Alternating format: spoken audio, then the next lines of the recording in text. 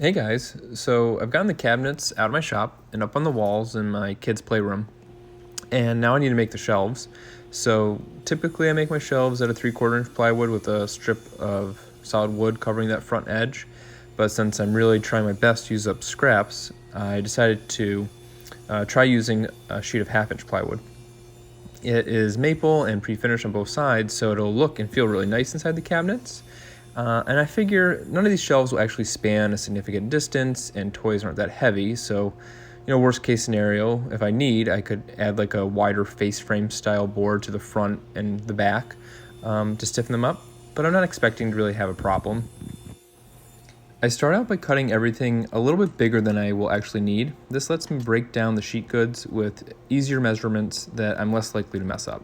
My table saw fence has not been reliably square lately, so you can see I need to measure at the front of the blade and at the back by the splitter. I used 1/2 inch bar gauges for this since I want 1/2 inch strips of wood to match my plywood. And cutting thin strips on the table saw is probably my least favorite table saw cut.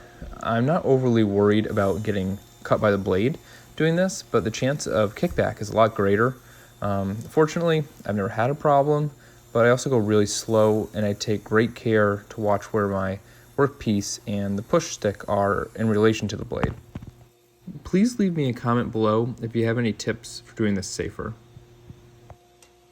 So you can see I have a bunch of thin strips that vary in thickness but are all a 1/2 inch wide. That's going to be okay because after I attach them with glue and pins, I'm going to be going back to trim everything at my miter and table saw. Glue alone would have been more than enough to hold the solid wood to the plywood, but since I wanted to keep working without clamping and waiting, I decided to use pins. And no one will ever notice except for me. I purposely made sure the solid wood was overhanging on both ends of the plywood so I could go back and trim everything flush. Hey, do me a favor, if you've been enjoying this video, please hit the thumbs up button, and if you are not already, please subscribe.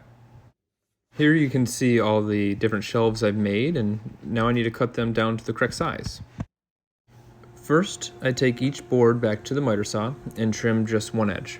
I do this by pushing the board up to the teeth of the blade. You need to be careful not to push up against the flat part of the blade instead of the teeth, because the teeth are a bit wider and they will trim off more than you want if you go up against the flat. Then I take each board back to the table saw and trim the other end by riding the freshly trimmed side along the fence. Lastly, I cut the boards to the correct width, and this is why having the different width solid wood didn't matter for this project. I could just trim more plywood off a shelf that had a wider board glued to it. All the shelves came out really nice, and I got one more tip for you. If you need to buy shelf pins, you can get them off Amazon for about half the price that you can get at your local hardware store or like the big box stores that I have near me. I'll put a link for them up in the description. But otherwise, thanks for watching everyone, and good luck with your projects.